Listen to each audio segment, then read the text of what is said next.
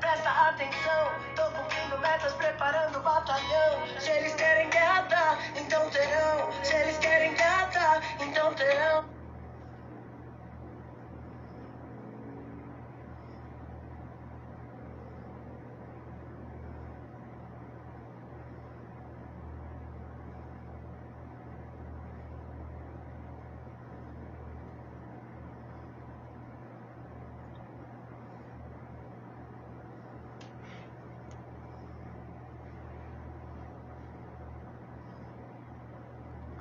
Fala pessoal, boa noite.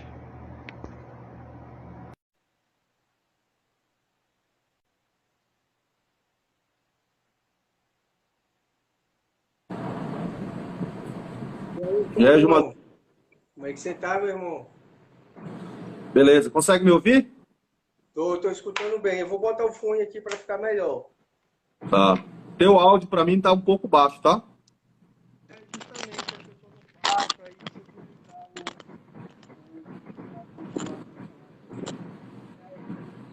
o falar aqui, eu boto... E agora, melhorou? Melhorou um pouco, mas ainda tá baixo. Para aí. Melhorou agora? Melhorou. Tu consegue me ouvir direito? O som tá Sim, bom? sim. Tá ótimo. Agora Tá melhorou. ótimo. Deixa eu apertar a Pronto, boca, fica melhor. pronto. E aí, como é que tá as coisas? Tranquilo demais, cara. Graças a Deus, né, mano? Só produzindo, né? Vejo aí seu trabalho. Na luta. E eu só tenho só te parabenizar, Thiago, por toda a reviravolta que tu deu na tua vida, né? Eu conheço a história de perto e eu sei que você sempre foi um cara que preconizou a atualização, os estudos. E você está onde está é por mérito, por esforço, por disciplina, porque você tinha um objetivo. Então, meus parabéns, tá? Inclusive, até no dia até eu me emociono um pouco. No dia lá do campeonato, eu assim, eu não sei nem o que que a gente tinha e tal. Eu fiquei até com vontade de pedir um livro para você, né? Mas vamos deixar para outra oportunidade. É, não vai faltar oportunidade não, te garanto. Mas de antemão, eu já te parabenizo por todo o trabalho que você vem fazendo, não só pelo fitness, mas pelo fisiculturismo em geral. Em especial aqui, né, para o Piauí e agora no Maranhão, né? Você só tem Isso. só, você tem só que decolar, irmão. Que Deus te abençoe e que você continue nessa luta aí, que lá na frente você vai ter um retorno. Se Amém, cara. apresenta aí, se apresenta aí para a galera. Diz aí seu mini currículo aí para a gente começar aqui. Pessoal, boa noite. Primeiro, Gilmar, obrigado pelo convite, tá? Fiquei bastante feliz pelo teu convite. Partindo de você, que já é um cara bem mais experiente aí na área do bodybuilder. Eu sou o professor Thiago Reinaldo, então sou formado em Educação Física. Hoje a nossa conversa vai ser sobre bodybuilder. Então, eu fiz um mestrado, né? Eu saí daqui e fiz um mestrado especificamente em São Luís. Estudei o fisiculturismo, então tenho muitas perguntas ainda para responder. E atualmente eu estou como diretor de arbitragem da IFBB Maranhão. Né? Então, hoje no Maranhão a gente tem um crescimento gigantesco do bodybuilder lá. Aqui no Piauí também, se a gente for analisar historicamente, a gente tem uma evolução muito grande, mas no Maranhão decolou. Maranhão é muito forte, né, Thiago? Cara, a gente tem atleta campeão brasileiro, campeão overall brasileiro, a gente tem atletas campeões no Sul-Americano. Então, hoje E no mundial Nordeste também, né? Tem e mundial Mundial também. também. Pois é, então assim, hoje o Maranhão está muito forte nessa pegada de, não só de quantidade, mas de qualidade de atletas. E Thiago, e hoje, o que é que você está fazendo em relação à sua vida profissional? Você continua estudando, pretendendo fazer um doutorado? O que é que você almeja hoje como objetivo? Cara, tô na pegada do doutorado, tô terminando aí de escrever alguns livros, tô com 2 livros aí engatilhados para publicar. Então, hoje eu me dedico nessa parte de escrita, de literatura, uma parte que eu gostei muito, identifiquei muito, e atendo na outra parte como personal trainer. Então, hoje Eu não ministro mais aulas em graduação por conta, primeiro por conta financeira e principalmente por conta de O dispêndio de tempo. custo-benefício não compensa, né, Thiago? Pois é. Hoje o que eu acho mais viável é você estar palestrando, né? E essas plataformas online aí, tem como você encher o bolso de dinheiro, entendeu? Sem tirar o pé de casa. Então a Sim, tecnologia ela evolui justamente para isso. Até porque as faculdades elas não valorizam o professor, entende? infelizmente. Pois é, então Sim, hoje a minha pegada é essa, mas teórico tu e já prático. tem o caminho já para seguir, qual o doutorado que você quer defender, se é na parte ainda de bodybuilding. Turma, eu tenho algumas perguntas que vieram do meu mestrado, né? Na verdade, eu tenho várias perguntas para responder. Eu E estudei a você última não semana. conseguiu responder, né, Thiago? Não, eu respondi parcialmente. Eu estudei a Peak Week. Então, eu procurei entender o que acontece com o músculo do atleta nessa última semana, em relação à espessura muscular, desidratação. A gente tentou pegar alguns marcadores. E assim, Isso é cara, é muito difícil o acesso a esses caras. Então, tudo que a gente discute sobre bodybuilder é meio que especulação e experiência mais prática, porque os dados são muito pobres ainda. justamente. Até porque, Thiago, eu acho assim, para você fazer um estudo metodologicamente bem refinado, que tem que pegar todas as variáveis e colocar tudo ali com a margem de erro mínima, porque são inúmeras variáveis, como você sabe, né? Nessa parte de finalização. E um atleta faz uma coisa, outro atleta faz outra. Então, assim, para você fazer um estudo mais amplo, requer uma manipulação e um controle de cada atleta. Isso que é muito difícil. Por isso que eu vejo hoje, Thiago, a maioria de estudos, eu gosto muito de estar lendo, estar estudando. Você vai pegar metodologia, por exemplo, vamos falar de volume de treinamento. Os caras não quantificam o volume, entendeu? Os caras não igualam o volume. E volume de treinamento a gente sabe mais, sabe que é um trabalho total, a quantidade de somatório de treino, série, repetição, quilagem, entendeu? Cadência, tempo de subtensão, ordem do exercício. Então não tem como, assim, você controlar todas essas variáveis, só se tiver um pesquisador em cada indivíduo, entendeu? E até Então dá para porque, controlar três, duas. Por isso que todo estudo, você há de concordar comigo, tem suas limitações, né? na verdade, estudar bodybuilding hoje é difícil porque a gente tem uma infinidade de categorias. Então, por exemplo, boa parte das. Eu escrevi um livro. No livro eu falo sobre isso. Boa parte das referências teóricas que a gente tem sobre carb-up, por exemplo, a gente extrapola de corredores, de maratonistas, de velocistas. Então a gente não sabe muito bem se o que acontece com os caras lá na maratona é o mesmo que acontece com o músculo do bodybuilder. Porque o treino é diferente, a nutrição é diferente, tem uso de hormônio. Então muita coisa ainda é especulação, né? Só que é aquela história, a gente tenta especular o mais próximo da realidade. E eu acredito que vai demorar muito ainda, porque quando a gente pega as literaturas, os maiores referências do mundo, vou te dar um exemplo. Eric Helms, que é um cara que publica muito sobre Só isso. um atento aqui. Um abraço aí pro Ricardo Panaim, que acabou de entrar aí na live. Show. O melhor treinador do Brasil quando se trata de mulheres, viu? O cara que tem mais focado, o melhor. Um abraço, meu É isso aí, amigo. Saudade de acompanho o você. trabalho do Panaim também, show de bola.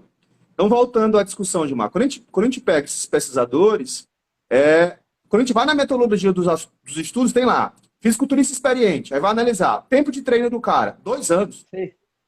Tipo assim, porra, se tu olha a metodologia do artigo, tu percebe que aquela amostra não são realmente fisiculturistas experientes. Quando a gente puxa essa informação para o Brasil, a gente tem infinitas categorias. Então, por exemplo, o meu mestrado ele foi um estudo descritivo, porque eu não poderia manipular muita coisa. Então, a gente pega o que aquele cara faz, descreve. E quando a gente analisa, a gente observa que cada atleta ele tem uma estratégia totalmente diferente. Às vezes, o mesmo atleta ele muda a estratégia de acordo com a competição. Então, a gente não tem como estabelecer um controle. E eu fiz essa análise, cara, em 4 momentos. No pré-Peak Week, uma semana antes, no início da Peak Week, na pesagem, na competição e no rebote. E olha que dado interessante. A gente observou que a espessura muscular dos caras, o carb-up que a gente fala muitas vezes, na verdade, alguns atletas, eles voltaram simplesmente para o basal. E é uma coisa que a gente já sabe há muito tempo.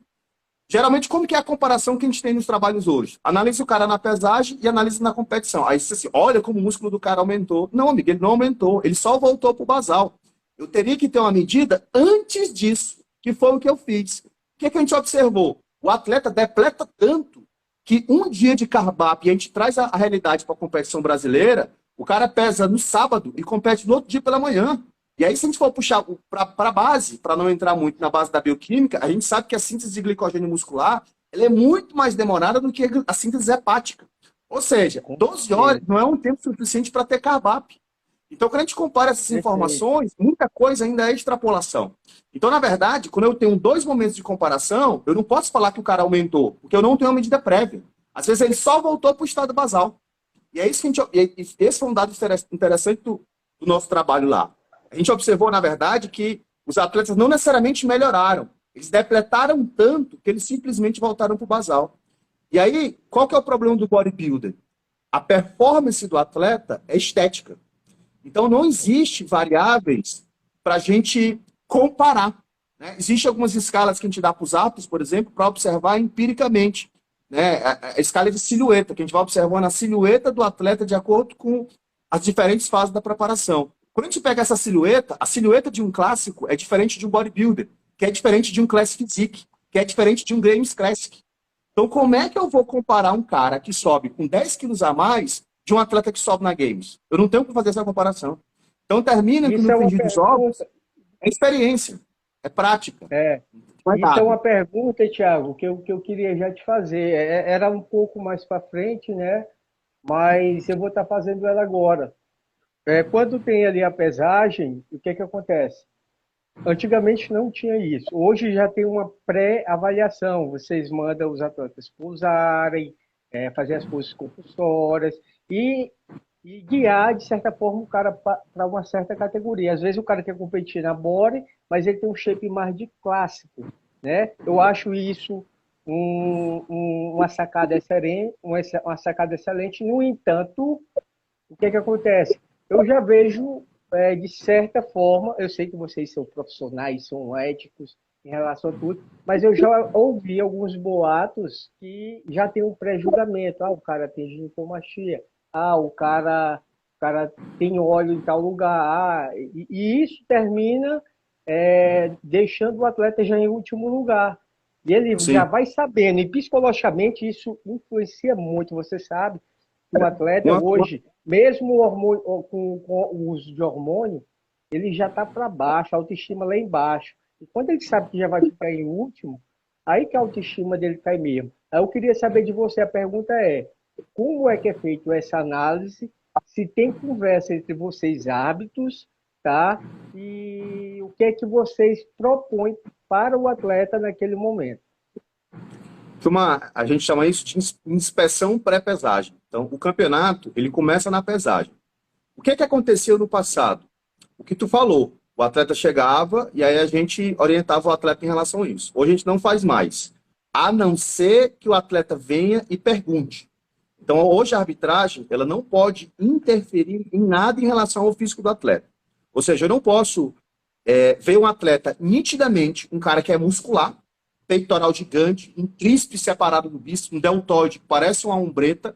Eu não posso impedir aquele cara de subir na Men's Physique, mesmo sabendo que ele não vai se dar bem lá. Se ele me perguntar, eu tenho o dever ético de orientá-lo. Então, hoje, isso a gente não influencia mais.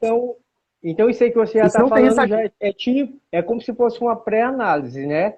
Tu já sabe que o cara é muscular e ele se enquadra e ele quer competir na Men's. E se ele for competir na Men's, ele não vai ter um bom resultado, eu sei. Só que a pergunta é o seguinte, hoje você já guiou, cara, é melhor você competir na muscular, porque a probabilidade de você se dar bem é bem maior, entendeu? É isso que eu quero entender, tá? Sim, esses outros pontos, Marco, que tu falou, a arbitragem faz justamente para observar vestimenta, se a vestimenta está correta, e principalmente verificar ponto de aplicação. Só que nesse caso, o que acontece muitas vezes, Gilmar? O cara na pesagem, ele não tem ginecomastia, ou ele não apresenta essa ginecomastia. A ginecomastia só fica presente no dia da competição. E o inverso também é verdadeiro. Então, se a gente for parar para pensar, ali é uma análise para arbitragem, só que a gente não interfere em nada. Eu já vi casos de atleta que estava com a gineco saltando na pesagem, e a gente não falou nada. No dia da competição, eu não sei o que o cara fez e sumiu. Vamos dar um Ou seja, exemplo, vamos dar um exemplo aqui de dois. Eu já fiz dois atletas campeões assim. Um aqui na classe, ele estava com a ginecomastia literalmente visível, perceptível demais. E eu fiquei com medo nesse pré-julgamento, né? Só que passou e tudo, fiz umas estratégias um dia, no dia o cara estava sem ginecomastia. E daquele nosso amigo lá de São Luís, que eu não estava no dia da pesagem e você tinha falado para ele, ó, cuidado, sendo que no dia do palco ele não apresentou, entendeu? Então a gente fez algumas estratégias para que o atleta pudesse ser campeão, né? E isso é muito válido, esse feeling, por isso que eu falo, tem o lado bom disso, também tem o lado ruim. Tá? Então, sempre vai ter os dois lados. Tendo o equilíbrio, tudo na vida é equilíbrio. Tendo o equilíbrio, com certeza a probabilidade das pessoas ter mais credibilidade na arbitragem é maior, como hoje tem. Hoje, eu vejo pouquíssimas pessoas falando da arbitragem. Você sabe que há 2, 3 anos atrás, todo mundo saía tacando o pau na arbitragem. Hoje não, porque você está ali na frente, você que é o cara que puxa, entendeu? E as pessoas têm esse respeito por você, Thiago. Então, isso é mérito só seu. Isso não é mérito de ninguém, é mérito seu. Eu acredito, cara, que é mais uma questão de educação dos próprios atletas. Porque se a gente observar, tem isso a análise também. da arbitragem, ela não mudou. Ou seja, a análise da arbitragem é a mesma. O que é que mudou? Ao longo do tempo, os treinadores, eles estão mais próximos da arbitragem. Os treinadores, eles participam de curso e fazem curso de reciclagem. E a galera, as pessoas começaram a entender um pouco as diferenças das categorias. É uma coisa que eu sempre gosto de falar. Um atleta que ganha no atletismo, nos 100 metros rasos, ele não tem como ganhar na maratona. E antigamente, qual que era o julgamento das pessoas? Tá vendo o maior? Desse pega o mais seco. Tá vendo o mais seco? Desse pega o maior. No passado era assim. Hoje não é mais. Hoje, dependendo da... Primeira coisa que o cara me pergunta, professor, o que eu tenho que melhorar? O que eu respondo? Que categoria você quer subir? Porque a minha conversa com você, ela é categoria dependente. E isso que tu falou Thiago, interessante... e isso acontece, isso que você falou, acontece demais. Entendeu? Acontece demais. As pessoas querem entrar no fisiculturismo, já sem procurar um profissional e vai metendo ali Danone, e não sabe se enquadrar num padrão específico, né? E aí, Gilmar, se a gente for puxar, por exemplo, tu falou uma coisa interessante. O campeonato, ele acontece no palco. Então, a nossa função não é julgar o atleta na pesagem. A gente não faz julgamento na pesagem. Eu já peguei atleta, Gilmar, que a barriga do cara estava aqui, ó. No dia da competição, eu não sei o que esse desgraçado fez, que a cintura do cara ficou isso aqui, ó. Ou seja, para mim, não, às vezes, o locutor me falou uma coisa interessante que eu nunca tinha parado para pensar. Lá em São Luís, o locutor foi um ex-atleta. E ele chegou para mim e disse assim, professor, eu nunca tinha tido a oportunidade de avaliar os atletas de costa. A imagem que eu tenho desses atletas... Na pose de costa... Porque a barriga fica proeminente. É verdade. Ou seja, e os caras são inteligentes em relação a isso. E é isso que eu falo. O que é posar? É uma arte de mostrar o que tu é bom, esconder o que é ruim para a arbitragem. E aonde que isso tem que ficar evidente? No palco. Em São Luís aconteceu um caso que um atleta veio me chamar no backstage e começou a dizer, olha, como que aquele atleta ganha? Olha o tamanho da barriga daquele cara. Olha a protusão abdominal que ele teve. Eu disse, cara, assiste o vídeo no YouTube. Vê como que ficou o abdômen. Na hora não deu para ver. Ou seja, mérito do atleta. A nossa função não é jogar o cara fora do palco. O campeonato acontece no palco. Então, caso o atleta tenha algum critério de despontuação na pesagem, não necessariamente ele vai ser despontuado no palco. Então, o que vale é o palco. Isso, Thiago. Dá para a gente entrar em outra discussão, né? Que tem atletas que são muito bons esteticamente, são bem simétricos, harmônio, denso, compacto. Só que os caras não sabem pousar, né? E tem um cara que ele não é tão...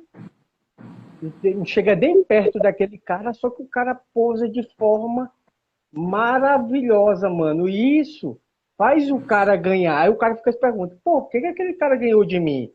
Porque hoje em dia foi como eu. Eu deixei para treinar pose uma semana antes. E é um erro muito comum em atletas de fisiculturismo, entendeu? E eu, inclusive, eu estava até falando isso com o Hércules. Eu queria que você falasse um pouco sobre isso também. Gilmar, cara, a nota é assim: 66,66 é o físico e 33,33 é a apresentação individual. São as poses, no caso. Então, imagina eu chegar para ti e dizer assim: Gilmar, a partir de agora eu vou cortar 33% do teu salário. Porra, é uma perca significativa. Então, quando o atleta ele não sabe pousar, ele está desmerecendo ali 33% de todo o trabalho que ele fez. E no palco fica muito nítido para a gente, porque se ele ensaiou na véspera da competição, no dia da competição ele vai estar cansado, ele vai estar depletado e ele vai ter ficado 4, 5, 6 horas esperando a categoria dele subir. Ou seja, se aquele movimento não tiver no córtex motor, não tiver intrínseco, no dia da competição ele não consegue fazer. Vou te dar um exemplo de uma atualização que teve na regra. Na verdade, isso sempre foi cobrado, só que agora a gente está mais rígido em relação a isso. Na apresentação individual do atleta, ele tem que apresentar as 7 poses compulsórias. Isso é obrigatório. Os 40 segundos. O que é que ele tem que fazer? Apresentar as 7 poses compulsórias. O atleta que deixa de apresentar isso, ele vai ser despontuado. Lá em São Luís, o cara perdeu a disputa da categoria. Isso você fala na apresentação individual, né? Apresentação individual. Ele é obrigado a apresentar as poses compulsórias da categoria. Mas em todas, um adendo, mas em todas as categorias ou só nas categorias de... Em todas as categorias.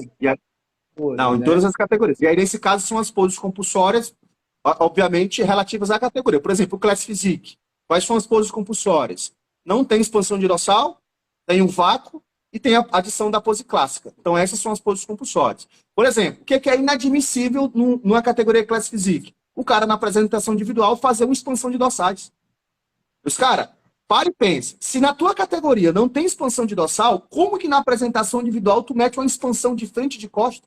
Quando tu faz isso, fica nítido para mim que a pessoa que te orientou, ela não entende da categoria. Esse atleta Vou te dar um exemplo. Você fala. Esse é mesmo. Das meninas. Só para botar o raciocínio. O cara fica gritando assim: expande a dorsal, abre essa dorsal. O treinador lá no. É o que mais acontece. Tá. Quando a wellness sobe, aí a gente para e pensa: porra, a categoria wellness é uma categoria que a menina precisa ser desproporcional. Então, olha o que o cara tá pedindo para a menina fazer. Para ela expandir a dorsal. Se ela expande a dorsal, ela perde a desproporção. A wellness, ela é uma biquíni sedã. Ela é magrinha em cima, bracinho sequinho, dorsal marcadinho, só que muito volume de glúteo, muito volume de perna. Ou seja, a gente percebe que as próprias orientações, elas não são baseadas na categoria. E é isso que a gente está batalhando. É isso que eu batalho, por exemplo, em post de rede social, em aula. Cara, você tem que entender da categoria. A gente não hoje, na atualidade, a gente não discute fisiculturismo baseado em volume e definição. Isso é coisa do passado. É por isso que você falou, Thiago, quando eu te fiz o convite, né? Para a gente falar em relação à parte de treinamento, né? Porque muda muito, principalmente dependendo da categoria, cara. E eu vejo muita aberração de treinadores ainda hoje, que são profissionais atualizados, tá? Que não busca essa constante atualização. E um atleta difere da outra. Então, o cara passa o mesmo treino para o wellness, o mesmo treino para o biquíni, o mesmo treino para um body, o mesmo treino para o clássico, e não faz sentido nenhum. Eu creio que você já viu muito isso, a mesma dieta, a mesma quantidade de hormônios. Já. Então, cara, é um pouco sem lógica isso. Se a gente observar, por exemplo, tu deu o exemplo do Panaim. Por que o Panaim é um cara muito bom? Porque ele é um cara altamente específico. Justamente. Ele é um cara altamente específico. Justamente. Ou seja, ele entende de treinamento, de dieta e da categoria, daquela categoria especificamente. Não quer dizer que ele não entenda das outras, mas ele vai ter muito mais propriedade naquela categoria em específico. Porque quando a gente começa a estudar, a gente percebe que cada categoria é um universo. Então, o cara que prepara uma body fitness, dificilmente ele vai ser muito, muito bom preparando uma biquíni. Porque são universos de treinamento. Vou te dar um exemplo. Se a gente pensa no formato da body, ela é um Y. Então, aonde que eu tenho que focar no treinamento dela? Dorsais, o desenho do dorsais, tamanho de deltoide, o desenho dos músculos são diferentes. E isso, Gilmar, não tem no livro, cara. E é isso que é legal. Verdade.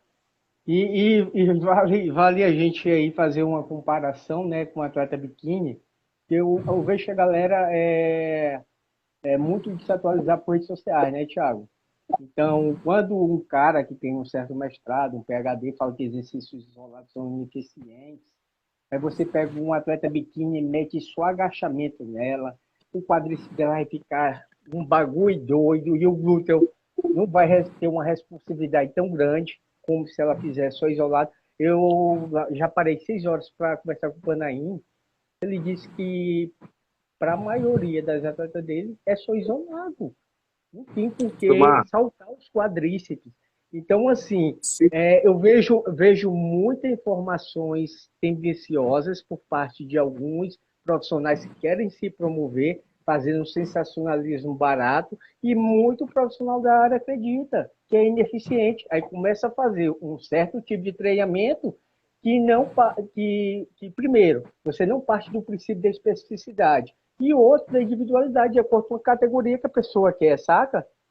Então Gilmar, a gente tem eu te que. digo o Por seguinte. isso que. Só terminando. Por isso, Thiago, a gente tem que ter bom senso e senso crítico em tudo, velho. Em O tudo. exemplo que tu deu do agachamento, cara, eu te diria que nem para wellness isso é bom. E às vezes é uma coisa que eu fico pensando, eu fico sentado lá na mesa lá, e aí eu bato o olho no físico da menina e eu fico imaginando, cara, eu sei mais ou menos como que essa menina treina só pelo formato da coxa dela. É aquela menina que sempre começou a vida toda pelo agachamento, o segundo exercício sempre foi o leg press. Quando a Leg gente pede para ela press. ficar de costa, parece que ela é destreinada de costa. A Aí menina o não tem hack força nenhuma. tem uma certa desproporção, né? De Não, quadríceps e tem glúteo, muita né? desproporção. Ou seja, tá gritante no físico dela que o cara tem muita predominância, o treinador, quem acompanha, tem muita predominância de quadríceps. Então, para essa atleta, cara, não começa pelo agachamento. E aí a gente tem hipóteses bioenergéticas e hipóteses biomecânicas. A tendência, se você começa, eu sempre brinco, se você começa com exercícios que você talvez não necessite tanto no começo do treino, você não é um super saiyajin para, no decorrer do treino, você ir ficando mais fácil, você vai ficando mais cansado. Então, o que é esperado? Justamente. Que os últimos exercícios você treine uma intensidade e num volume mais baixo. Ou seja, se você deixar os posteriores e o glúteo para último, obviamente que eles vão receber menos tensão. Então é aquela coisa. O que essa menina precisa? Ela precisa disso. Então eu vou começar com esse. Eu vou dar ênfase a isso. Por isso que tem vários estudos que mostram, cara, a prioridade. Qual sua prioridade de acordo com a prioridade para escolher a ordem dos exercícios. Isso é especificidade, entendeu? Então, assim, como você tinha acabado de ressaltar isso, vamos colocar aqui um estudo de caso, que acontece muito. O que a galera geralmente faz nas academias, Thiago?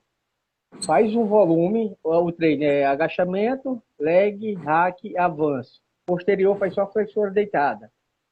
Ou no No final do máximo um treino. stiff.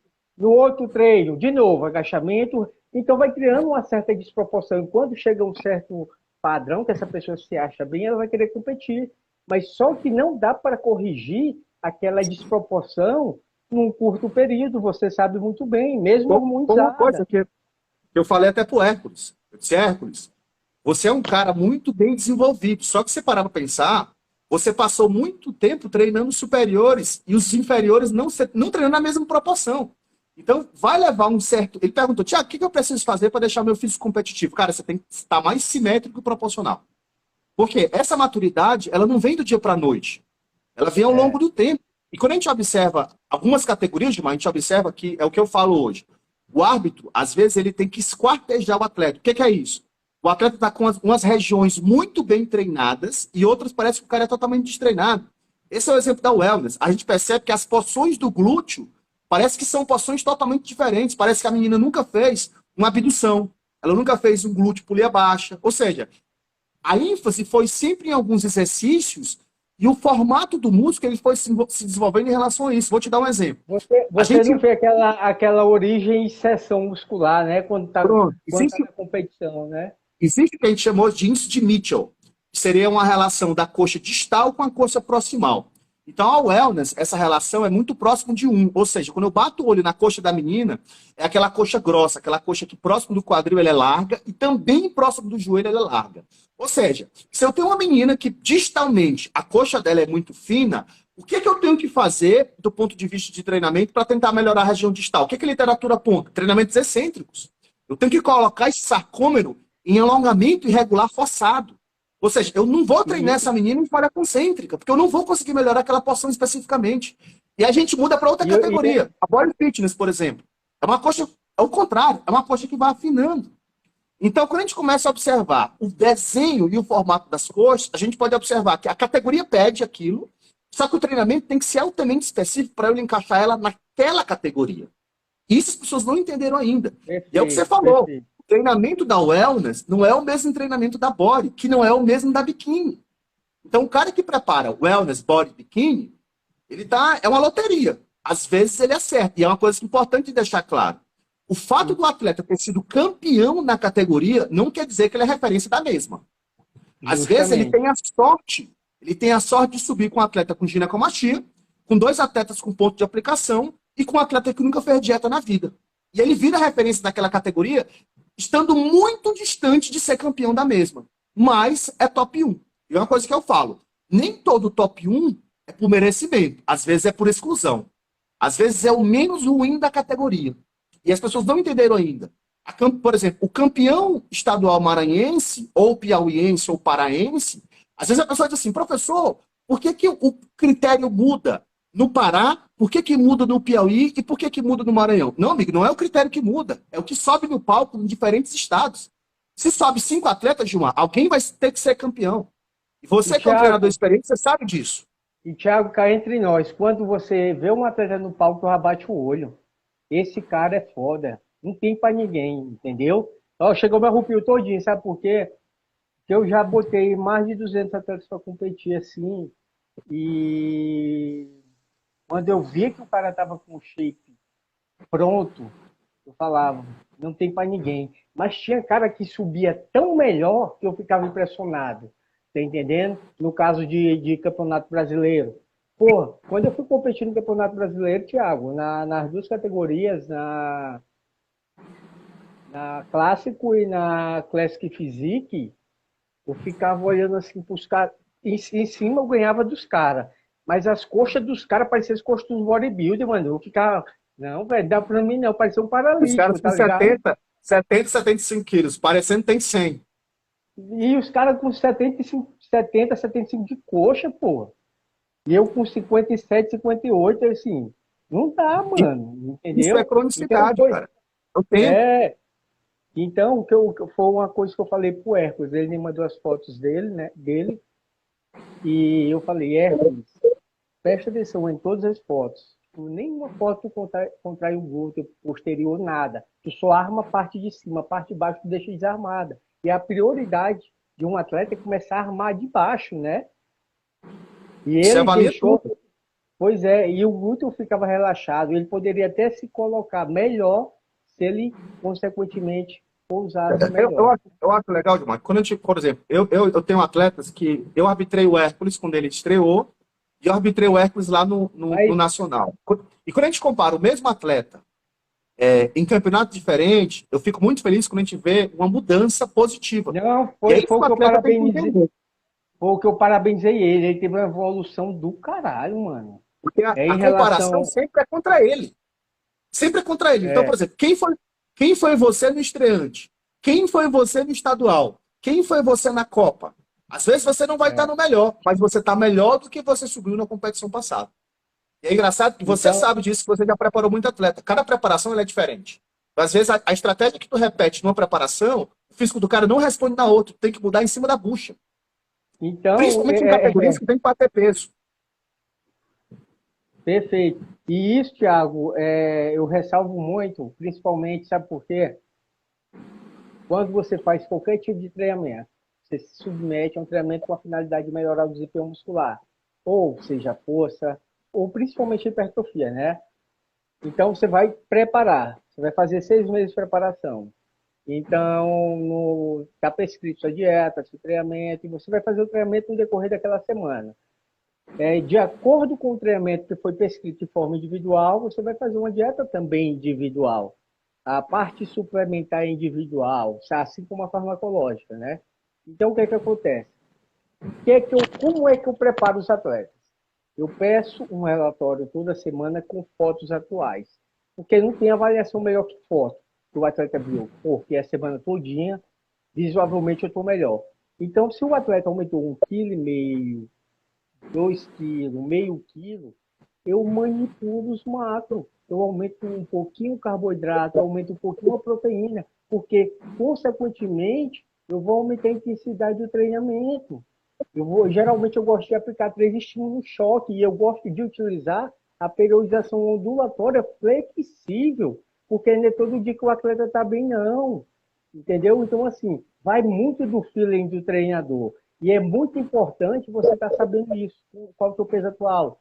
Deixa eu ver aí. A pele está embaçada? Não está. Então, assim, tu vai manipulando tudo de acordo com o que tu tá vendo, irmão. E a probabilidade de dar certo é melhor, cara. E é muito difícil hoje as pessoas fazerem isso por conta de demanda. Tem mais de 50, 100 atletas e não tem como tu individualizar desse jeito. Você sabe muito bem. Mas você tem essa visão porque você já teve do lado de cá. Você já foi apto, você já fez curso de arbitragem. Então, o que eu vejo hoje, na maior dificuldade, é o seguinte. Bora pegar o conhecimento na nutrição e no treinamento e vamos juntar com o conhecimento da categoria. E às vezes, quando a gente faz isso, a gente percebe que o pessoal erra por coisa tão básica. Vou te dar um exemplo.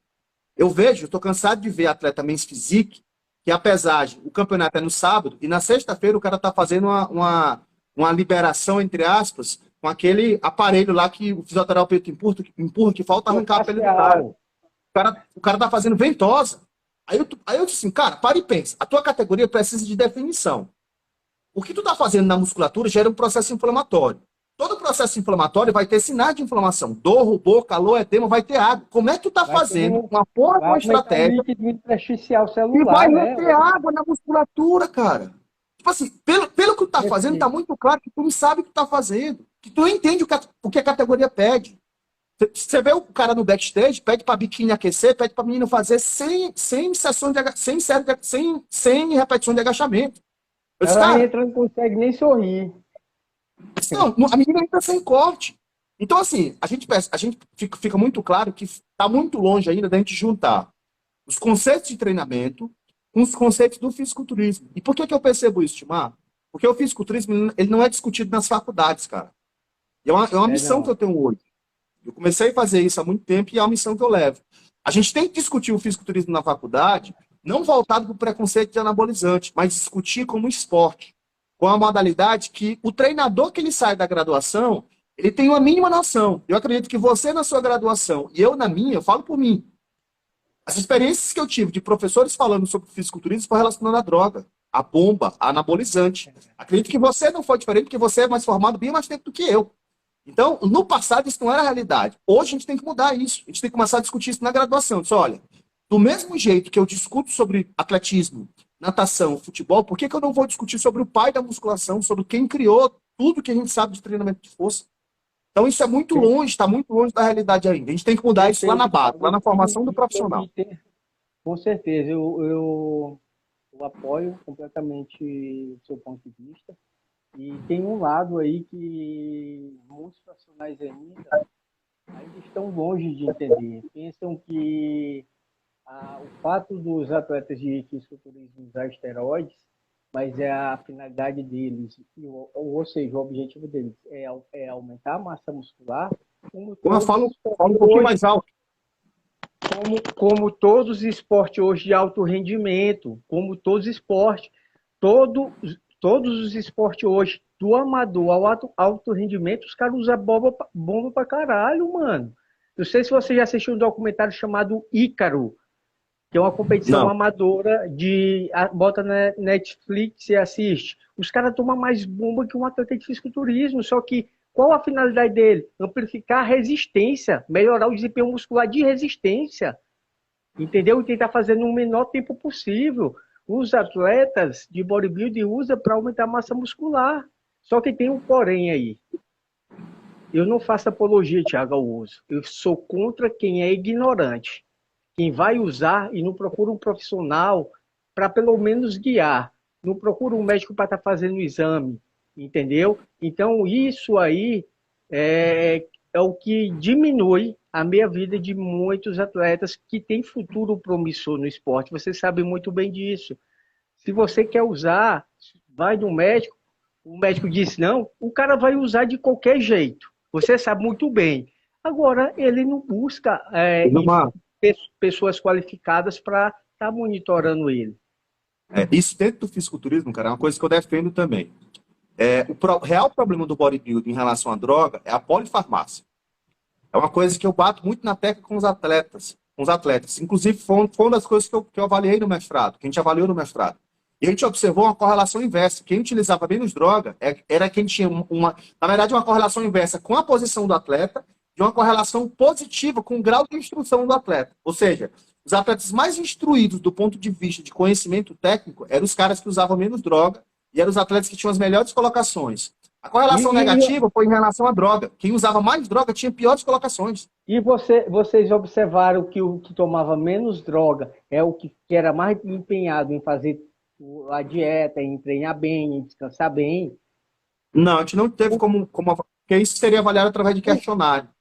E Porque aí, isso aí, Thiago, é o que acontece. A galera que toma menos, eles jogam todas as fichas no treinamento, na dieta, no descanso, e a galera pensa que é o contrário. Ah, eu vou tomar mais, eu vou ter um melhor resultado. Com certeza, é dose e resposta. Quanto maior a dose, maior o resultado, consequentemente maior o colateral. Só que o cara tem um treino fraco pra caralho, não faz uma dieta específica, condizente com a categoria, o objetivo que ele vislumbra, e principalmente não tem um descanso.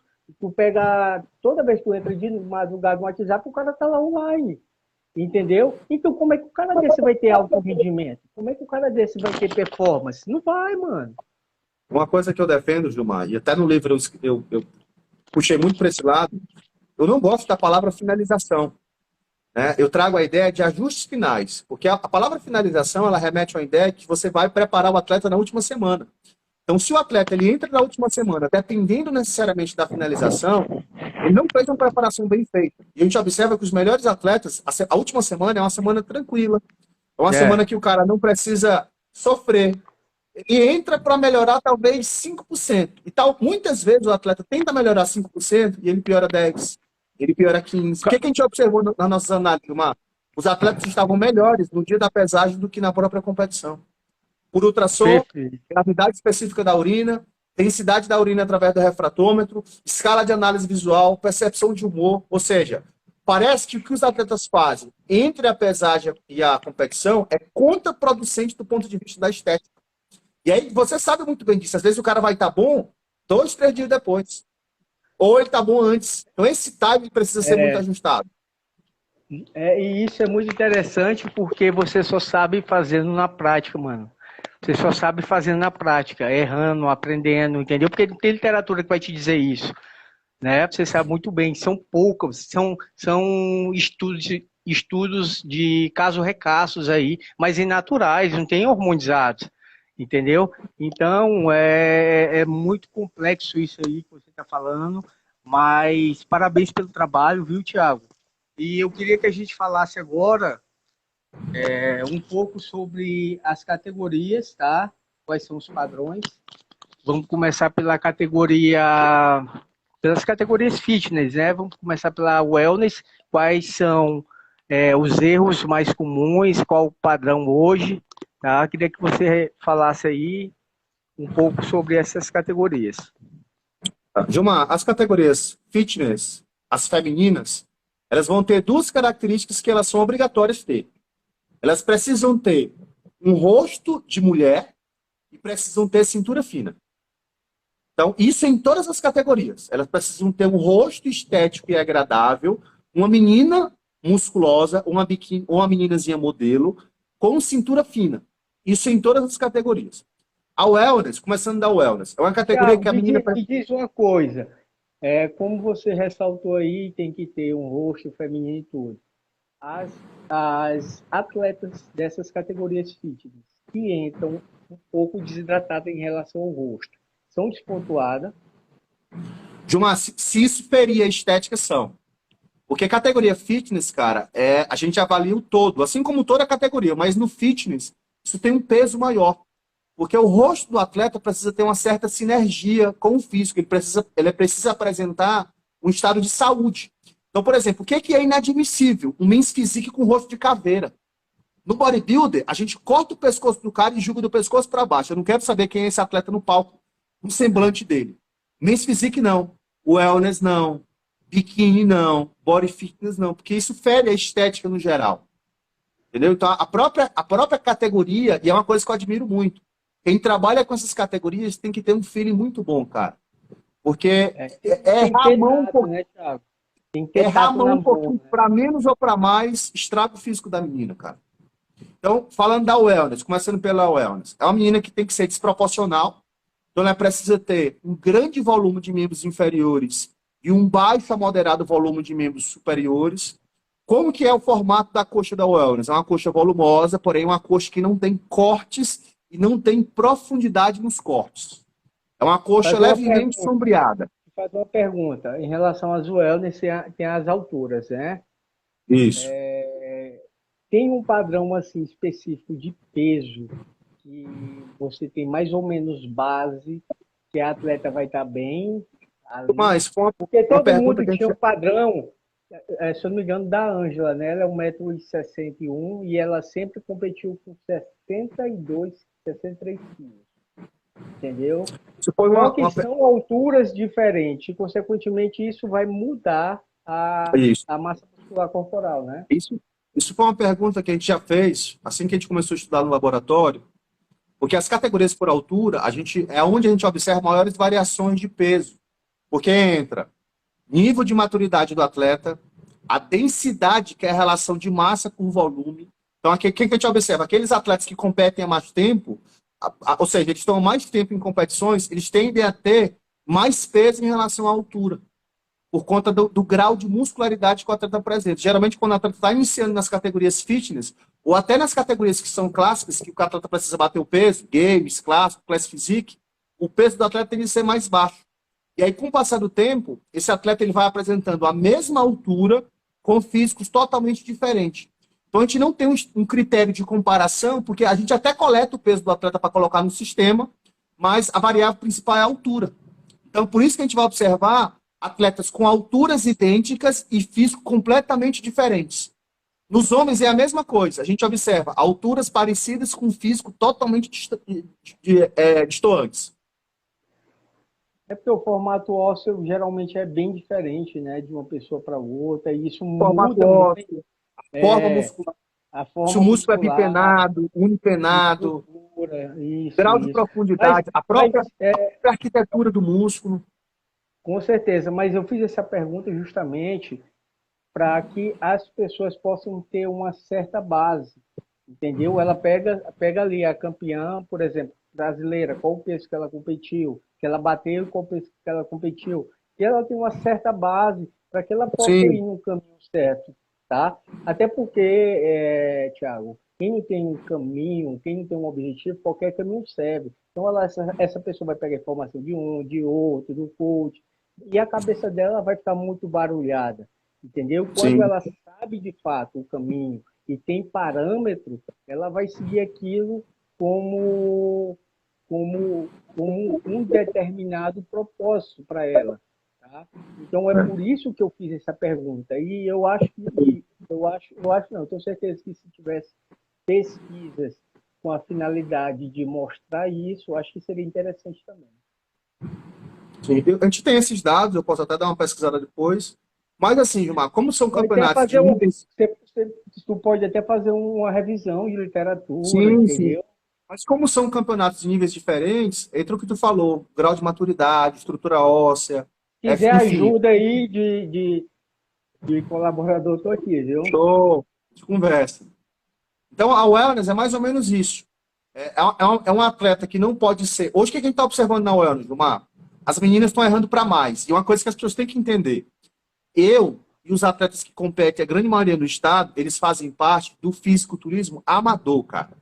As pessoas não entenderam isso ainda. Os treinadores não entenderam. Às vezes o cara chega para mim com a foto do Sebum. Eu disse, cara, eu como pessoa, sou um admirador demais do Sebum. O Sebum compete na liga profissional. Você compete em outra federação que tem outras regras, que é o esporte amador. Então você não entendeu ainda que são critérios totalmente diferentes, são padrões diferentes. O atleta Esse, profissional, ele não é referência para o atleta amador. Gilmar, isso é tão interessante, porque o atleta, quando ele... O Men's Physique, por exemplo, o muscular, quando ele e ganha o você cartão deu um profissional, exemplo. Você deu o exemplo lá atrás do muscular que queria competir na Men's Physique, que o parâmetro dele era o atleta profissional, ou seja, entendeu? o muscular que vira IFBB Pro, ele compete na Men's Physique, cara. Porque o nível de físico é totalmente diferente. Então, às vezes, a gente... E é uma coisa que eu faço muito. O atleta ele sobe na Class Physique. Aí eu vou pro cara e pergunto, quem é o campeão brasileiro overall da Class Physique? O cara não sabe.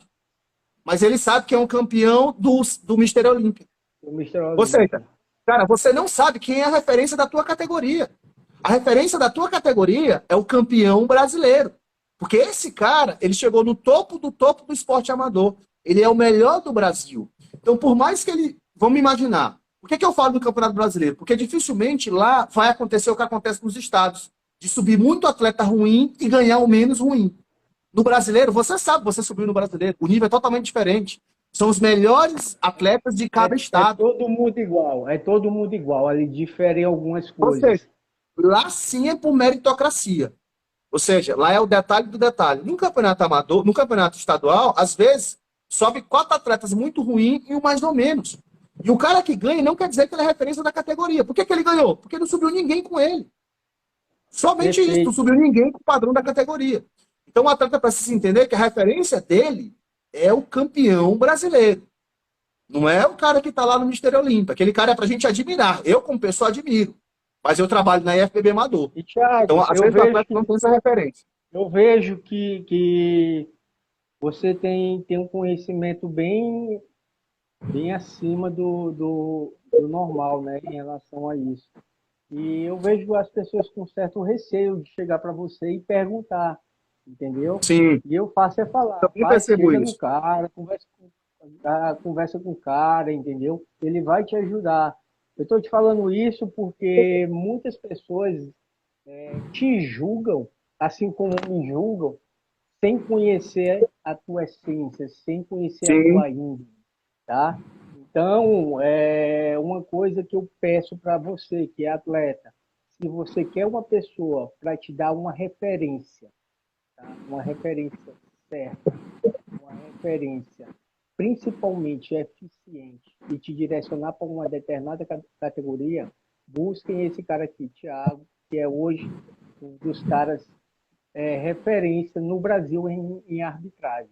Eu estou falando não é porque eu quero encher a bola dele, não, porque eu não tenho necessidade disso, mas eu estou falando porque o trabalho realmente dele hoje está fazendo a diferença não só a nível estadual, mas a nível nacional.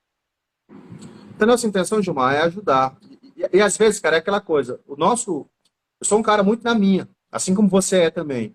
E eu sei que, às vezes, o nosso comportamento, ele traz interpretações erradas em relação à nossa pessoa. Vou te dar um exemplo. Um atleta chegou para mim e ele disse assim, professor, eu quero lhe fazer uma pergunta, né? Eu lhe acompanho, comprei seu livro, mas eu acho que você não vai me ajudar. Eu disse, cara, me faz. Ele disse, não, porque eu vou subir na categoria tal e tal e tal, e ele não disse aonde.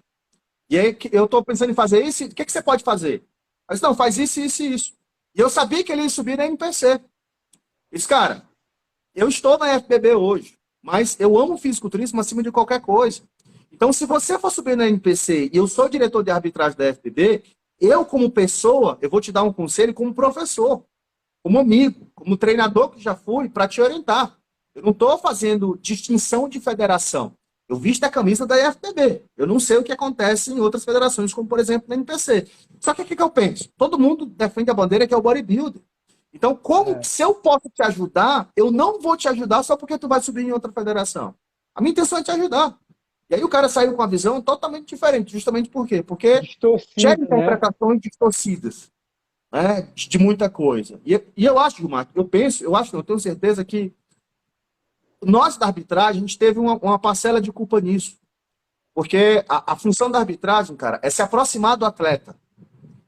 Porque se o atleta não tem com quem discutir, com quem perguntar, ele vai perguntar para quem? Para um cara que nunca fez um curso de arbitragem, para um cara que não entende nada da categoria, não entende Thiago, nada de treinamento. Thiago, E vai perder e vai eu, dizer que a culpa é da arbitragem. hoje eu não vejo mais isso. Hoje eu vejo um certo feeling entre vocês e o atleta. Mas isso de fato era a realidade, tá?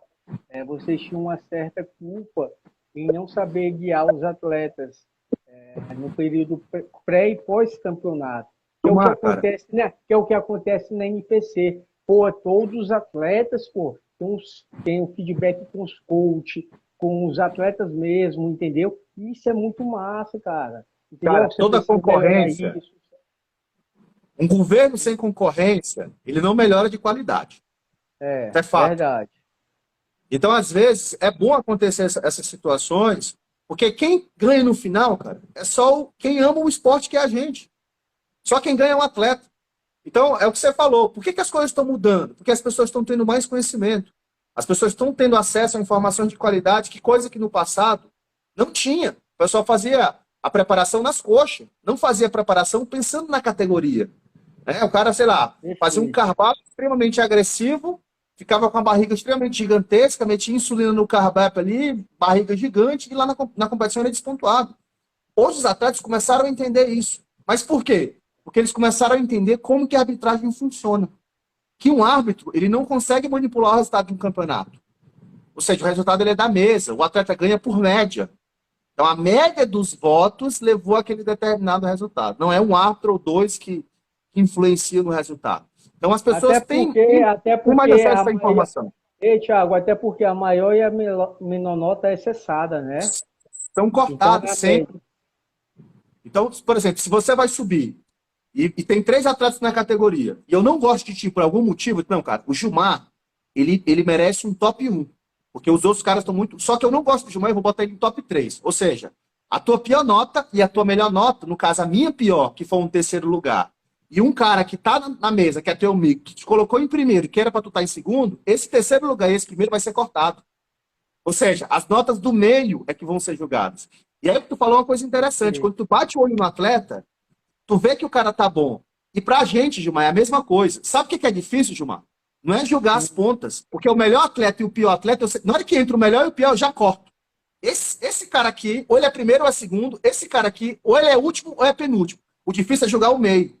É quem é o terceiro, quem é o quarto, quem é o quinto.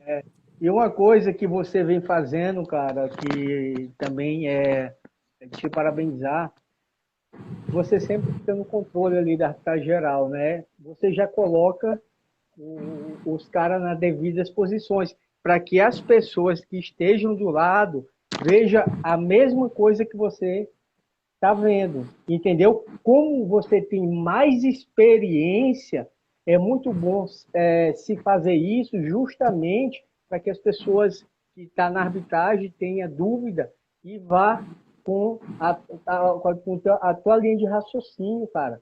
Isso é muito bom. E você vem fazendo isso, se eu não me engano, há uns 3 anos, uns 2 a 3 anos, e já colocando praticamente o campeão no meio, o segundo, o terceiro, o quarto, entendeu? Isso muda em alguns aspectos, porque vocês pedem para os caras pousar, aí você viu, não pousou bem, vou trocar bem aqui de novo. Aí vai encaixando o cara. E eu acho isso muito bom. Entra o que você sabe na pele, que você viveu isso. Né? E eu vou te falar, te dar até um feedback em público. Nas categorias que você subiu mais vezes, o que aconteceu nas últimas categorias? Você se apresentou mais cansado. E aí você viveu na pele uma coisa que eu defendo muito na prática. A palavra condicionamento, ela não tem relação com quanto de gordura que o cara tá. Porque no bodybuilder, não sei de onde que vem isso, mas o cara fala assim, o cara nunca competiu, ele não entende nada de fisiculturismo, diz assim, olha, aquele cara tá condicionado. Se você chegar para ele e perguntar o que é condicionamento, ele não sabe te dizer. Diz, amigo, condicionamento vem dos componentes da aptidão física. Força, resistência cardiovascular, composição corporal e flexibilidade. Então, quando eu pego esses conceitos e jogo para o bodybuilder, quem é um atleta condicionado? É um cara que consegue realizar as poses compulsórias com muita facilidade, é um cara que tem velocidade na execução da pose, e além dele ter velocidade, ele consegue fazer e consegue sustentar a pose. É um atleta que não... Né, Thiago? Ele precisa ser ágil, porque na hora que o árbitro fala, ele não pode perder tempo. Porque ali cara, é 8 segundos, 10 para ele estar mostrando. Tem um mito na área do bodybuilder que se o atleta demorar a encaixar a pose, os árbitros vão olhar para ele por último. É justamente o contrário. Quando você está de lado dos atletas, se eu peço um duplo bíceps, se o cara demora para encaixar o duplo bíceps e ainda está numa expansão, por exemplo, já foi a pose, ele já deixou de ser avaliado. Então a palavra condicionamento, ela entra nesse quesito de você ter força para você realizar as contrações musculares, de você ter resistência para aguentar uma comparação. Às vezes a gente está com dúvida, a gente troca o cara de lugar, às vezes a gente muda o cara de lugar, e às vezes o atleta que tem um número mais baixo, esse cara sofre mais. Por quê? Porque ele fica no palco para fazer essa apresentação individual. O cara vem cansado de uma rotina de comparação, e esse cara, por infelicidade do destino, tem um número baixo, e ele vai realizar a apresentação individual. Ou seja, se ele não tiver condicionado, no sentido literal, de força, condicionamento cardiovascular, flexibilidade e a composição corporal, ele não vai ser bem sucedido. Então, a palavra condicionamento, ela tem relação com esses 4 critérios, e não com a composição corporal.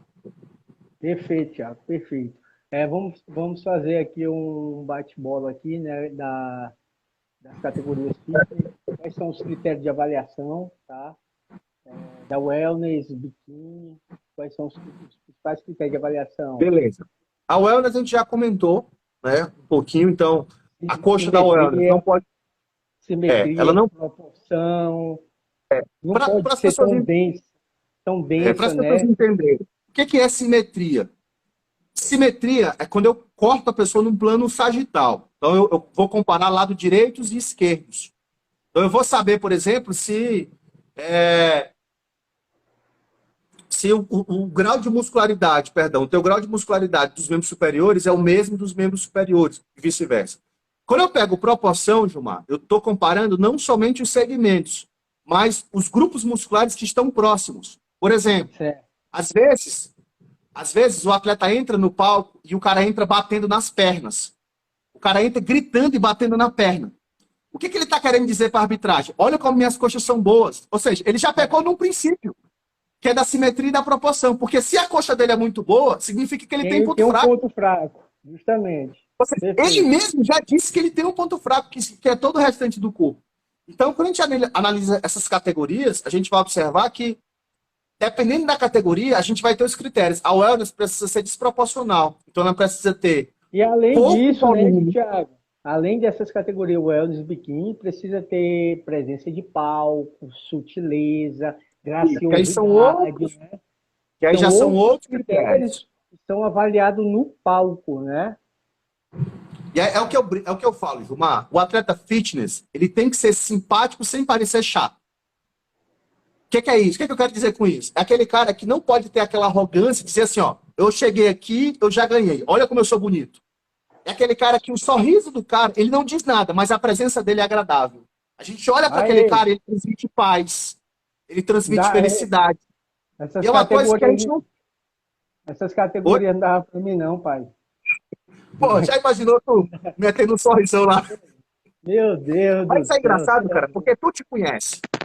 Isso é importante. E às vezes o atleta não tem nenhum carisma, e o cara insiste de ir na Men's Physique. Insiste de ir na muscular. A Lília fez uma pergunta aqui. Thiago, qual conselho você daria para que os atletas soubessem qual categoria eles se encaixam? Porque hoje eu vejo que muitos atletas estão em categorias que não se encaixam. Lília, um abraço. Obrigado pela pergunta. A Lília é a esposa do Hércules aí. Pela primeira competição da Lília, subiu muito bem. Lília, primeira coisa. Fiquei feliz.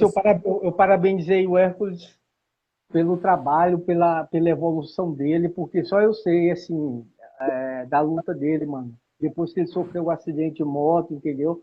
Então foi uma superação muito grande, assim como a minha, né? E só quem passa, de fato, Thiago, na pele por esse esporte, porque eu já vi atleta desistindo na semana final, faltando 3 dias, 2 dias, porque não aguentou o papo, entendeu? Então só quem passa na pele. Eu imagino, cara. Que realmente é o esporte. E é isso que eu acho legal, cara. A gente consegue transferir para outras áreas da vida.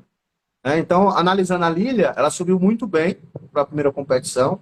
E, Lília, para responder a tua pergunta, eu diria que os atletas eles têm que tirar um pouco a responsabilidade do coach e eles terem própria responsabilidade, uma autorresponsabilidade. Do próprio atleta, conhecer o padrão da categoria, do próprio atleta, entender o que o árbitro pede, o que aquela categoria pede, de o atleta fazer um curso de arbitragem. Às vezes a gente percebe, Lília, o atleta vem conversar comigo E a gente percebe pela fala do atleta que ele não sabe nem o que ele vai perguntar.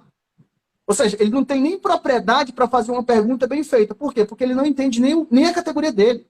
Às vezes, na pesagem fica claro isso. Você passou pela pesagem, você viu isso. Atletas que vão pesar com sunga errada, atletas que vão pesar de brinco, atletas que vão pesar, parece que nem se prepararam para uma competição. Então, eu percebo que, primeiro, o atleta precisa querer aprender e ele tirar um pouco da responsabilidade do coach.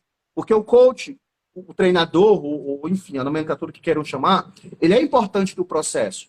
Só que ele tem que ser um coadjuvante, ele tem que ajudar o atleta a chegar lá. Porque o mérito, é o que eu penso, o mérito, ele é do atleta. Por exemplo, o Gilmar nunca fez de ninguém. O Gilmar orientou os atletas. Porque pela boa orientação do Gilmar e pelo esforço do atleta, ele conseguiu chegar lá. Porque se o Gilmar tivesse dito, eu acredito que você já deve ter passado por isso, Gilmar, tu passar tudo que é pro cara fazer na competição e o cara não faz. Já, Tu passar o treino no demais. cara, o cara não fazer. Tu passar a dieta, o cara não fazer. É o que eu tinha te falado anteriormente. Eu prescrevia, por exemplo, tudo, tá? E eu sempre, atleta, eu avalio por semana, tá? Por fotos e peso. Aí o cara aumentava 1 quilo, na outra eu prescrevia um treinamento completamente diferente, tá? E uma dieta completamente diferente, e suplementação, enfim, outros protocolos. Aí o cara já não fazia. E no final da semana, ele não tinha o desempenho muscular que eu tinha proposto para ele, e ele, como meta principal, não alcançou. Então, voltava a estaca zero. Então, Thiago, eu vejo que um atleta, o que é que ele tem que fazer? Com experiência própria. Tá? Ele tem que ter planejamento. Ele tem que ter estratégia e ele tem que saber os pontos fracos dele. Porque se ele não sabe planejar, não tem estratégia, qualquer caminho serve. Ele não vai ter um norte, entendeu? Então, quando você se planeja, quando você tem estratégia e quando você sabe seus pontos fracos, em especial, vou falar aqui, da comida, se auto-sabotar pensando que está enganando o teu coach, você vai estar se enganando, está num processo de auto-engano. E isso acontece de forma recorrente, é muito comum, porque os caras restringem tanto a parte dietética que o cara fica com uma compulsão danada para comer doce, principalmente quando usa trembolona, entendeu? Então, assim, você tem que saber guiar e o cara tem que ser obediente. Quando a pessoa ela é obstinada, ela tem um autocontrole, um autoconhecimento de si, a probabilidade dessa pessoa ter sucesso é bem maior. Gilmar, eu defendo a ideia, é o seguinte, até no livro eu falo sobre isso. Um bom treinador é aquele treinador que acompanha um atleta no pré-contest, no off-season, no pré-contest, durante a competição e pós a competição. Ou seja, é um cara que pensa no atleta não só como atleta, porque se a gente parar para pensar, a nossa discussão aqui está em volta do atleta amador, do atleta que ele compete, mas ele tem um trabalho, ele é um treinador, ele é um nutricionista, ele é um empresário, ou seja, é uma pessoa que tem uma vida paralela. Então, eu tenho que pensar nessa pessoa de forma holística, em todas as vertentes da vida dela. Né? Então, assim, cronicamente, o atleta tem que ter a autorresponsabilidade de entender, no mínimo, os padrões da categoria. Então, se ele não entender os padrões da categoria, não adianta ele jogar essa responsabilidade para o coach. Eu acredito, Lilian, que essa busca por conhecimento tem que ser do próprio atleta. Todo atleta, ele é obrigado, no mínimo, a fazer um curso de arbitragem na vida. Porque ele precisa ouvir das pessoas que vão julgá-lo no palco. Então, olha a oportunidade que o atleta tem de ouvir da pessoa que vai julgá-lo, o atleta não vai. O cara não vai. E aí, pega até o gancho aí do que o Rafael falou, né? Tem muito treinador que coloca o atleta no palco sem estar preparado. Rafael, eu concordo contigo. Né? Tem muito treinador que, na verdade, eu acho que falta um pouco de bom senso nesse sentido, né? Ei, Thiago, e isso que você falou, cara, vai diretamente com minha linha de trabalho. Eu sempre fui um cara que eu preconizei não só deixar um atleta bem condicionado para competir em qualquer tipo de campeonato. Eu sempre me preocupei. Bota mais próximo da tua boca. Microfone. Quem já preparou comigo sabe muito bem que eu sou um cara que eu me preocupo não só com o atleta, em deixar ele bem fisicamente, ao ponto de competir, mas também com a saúde do atleta. Eu sempre busquei arrumar exames, laboratórios bioquímicos, para que o atleta pudesse fazer antes durante e pós a competição. Era coisa que poucas pessoas faziam. E com esses exames, principalmente na parte de finalização, onde eu via os eletrólitos, cara, eu manipulava com excelência demais. As minhas finalizações eram muito tranquilas, entendeu?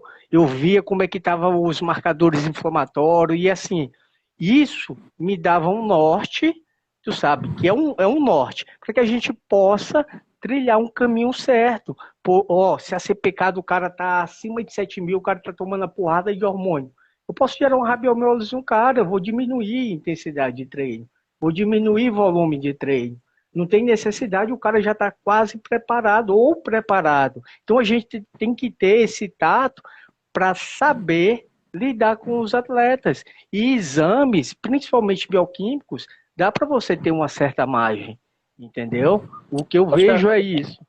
O grande problema, Gilmar, acredito que muita gente quer pegar a fama que o fisiculturismo pode proporcionar para aumentar a quantidade de alunos, para, enfim, ser uma pessoa reconhecida, só que se a pessoa parar para pensar, cara, é difícil fazer isso. É complicado preparar um atleta com excelência. E é uma coisa que quando eu preparava atleta, é uma coisa que eu fazia. Eu não tinha como dar conta, cara, de 10 atletas. Porque é muita coisa para tu fazer, velho. É muita coisa para tu fazer. Então, assim, quando você acompanha muito atleta, ou você tem caras que são muito experientes que você não vai ter dor de cabeça, ou alguma coisa não está muito certa. E principalmente que são muitos atletas de categorias totalmente distintas. E é o que a gente estava discutindo. Cada categoria, ela requer uma especificidade, cara. No passado, Gilmar, isso até dava certo, cara. Hoje, com a realidade que a gente tem no bodybuilding, isso não acontece mais. Por exemplo, dificilmente... Pode falar. Isso já aconteceu comigo em 2016, acho que você lembra muito bem. E foi o ano que eu preparei 16 atletas, eu fiz tudo com os atletas. A preparação, quem cuidava toda era ele. Tu não viveu. Eu tinha a responsabilidade de fazer tudo, porra. Eu tinha vez que eu acordava de madrugada e ia na cara, o cara tava passando mal, porque tinha tomado Clenbuterol, enfim. Eu tinha essa responsabilidade, só que foi para mim o ano da minha vida. Também foi o ano que eu tive a arritmia, porque era tanta preocupação na minha vida, entendeu? Além dos meus atletas, que eu perdi minha clientela todinha, porque eu só dava suporte aos atletas, porque estava na reta final. Então, Thiago, foram 16 atletas. Um foi desclassificado, que foi o Felipe, que esqueceu o número, não sei se você lembra. E 15 foram 7 campeões, 2 overalls, 3 terceiro colocados e 2 segundos. Então, assim, para mim foi um feito inédito de ter feito isso sozinho, entendeu? E foi muito gratificante, foi experiente, mas hoje eu não faria mais. É isso que eu ia te falar, cara. Porque é muita dor de cabeça. É isso que eu ia te falar. Como satisfação pessoal, isso é legal. Mas como hoje você é um cara mais maduro e quando você coloca na balança isso, você percebe que profissionalmente para você não vale a pena. Porque a gente está tratando do esporte amador. É do esporte amador. Então, às vezes, o dispêndio que tu tem, e eu sei que já aconteceu contigo porque eu já fiz isso, de você pagar a inscrição do atleta do próprio bolso. Ou seja, o investimento que tu tem no cara, às vezes, você não faz isso por retorno, porque você nunca vai ter esse retorno. Você faz por satisfação, você faz por querer ajudar. Só que, pô, se tu tem 16 atletas, cara, eu fico imaginando o quanto de tempo que teve que despender do teu dia para poder atender esses caras. Ou seja, não é fácil. A pessoa não consegue fazer isso do dia para a noite. E quando a gente analisa hoje talvez você não faria isso. Mas por quê? Porque você teve que viver isso na pele. E foi uma grande experiência na minha vida, né, Thiago? E para a gente aí finalizar, Thiago, que já excedeu um pouquinho a hora, vamos finalizar aqui com as perguntas que tem aqui. Vamos falar ficou faltando a gente falar a parte de transferência de conceito para aluno, a gente já falou, né? Já comentou um pouquinho sobre isso. Só da questão da periodização e como reduzir os danos. A gente não falou disso, né? Não. Cara, eu acredito que a grande diferença é que o bodybuilder, a gente faz a periodização pensando no objetivo que a gente quer colocar o atleta no físico Antes, e antes de encaixar você o físico do começar, cara na Thiago, antes categoria. de você começar, Thiago, falando de periodização, você acredita num profissional que vai preparar qualquer tipo de atleta que não faz uma avaliação da composição corporal, uma avaliação postural, uma avaliação possivelmente e inicialmente de poses? Você acredita nesse tipo de profissional? Cara, se ele utilizar isso como uma ferramenta para avaliação da cronicidade, eu acredito que a chance dele errar é menor. Porque a gente parte do princípio de não errar. Porque acertar, a gente não vai, por quê? Porque a gente está especulando. Tudo que a gente está discutindo aqui é especulação. De variável fisiológica, de carb-up. Quando você come carboidrato, o músculo incha, que puxa água. Ou seja, isso é especulação. Então, se o cara tiver mais ferramentas para avaliar isso cronicamente, a chance dele errar vai ser cada vez menor. Que é diferente de um cara que não avalia nada, que não prepara nada, que não tem nenhum dado de coleta e só coloca o atleta no palco. E aí cai naquela questão. Beleza, o atleta melhorou, mas melhorou quando? Como? Porque Eu não tenho dados, eu não consigo é estabelecer a um dado mesma coisa comparativo. do cara ir no médico dizer que está com a dor de cabeça, e o médico chegar, é o que geralmente acontece, prescreve lá um remédio, sem fazer uma anamnese, para saber É a o básico. origem dessa dor de cabeça, entendeu? Então, assim, eu vejo tanto a avaliação da composição corporal, principalmente a postural, cara, para um atleta, seja qual for a categoria, imprescindível, porque é ali que tu vai bater no ponto fraco da pessoa, entendeu? Porque todo mundo tem suas limitações, além de ter seus pontos fracos. E quando você faz uma avaliação postural, você tem um norte maior e mais ferramenta para trabalhar com esse indivíduo, né? Pensando nisso, Timar, na categoria, que isso é importante, cara, já começa lá na base, e é uma coisa que eu fazia. Só, se você me procurou e a gente começou a fazer esse trabalho de avaliação, a gente começa, vou te dar um exemplo, a wellness, você começa a fazer uma avaliação, às vezes você faz uma avaliação física, você diz que a menina não teve resultado, porque a coxa está igual. Só que você avalia sempre aonde? Na porção medial. E às vezes a menina melhorou digitalmente e você não consegue mostrar isso para ela. Às vezes, se você não tem fotos, você não consegue mostrar que a profundidade do corte ela aumentou. Então, tudo é comparação, até no palco. Quando eu digo que o atleta está bem, ele está bem comparado com alguém.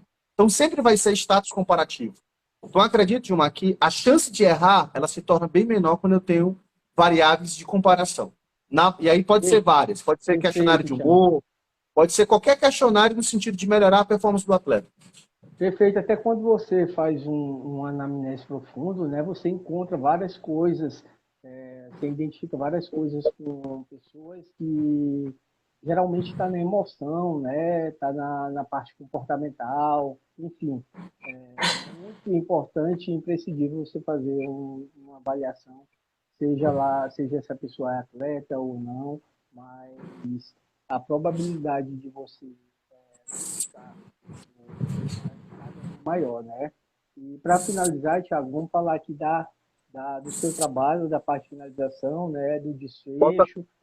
Bota mais próximo na boca, por favor. E para finalizar, vamos falar aqui do seu trabalho, né, da parte de finalização. Muita gente tem interesse em saber como que transcorre uma finalização de atletas, e eu creio que isso seja muito individual, depende muito da categoria, como você tinha falado anteriormente, e eu queria que você falasse, né, um pouco aí como que acontece a finalização em aspectos fisiológicos, o que acontece tanto externamente quanto intrinsecamente, tá?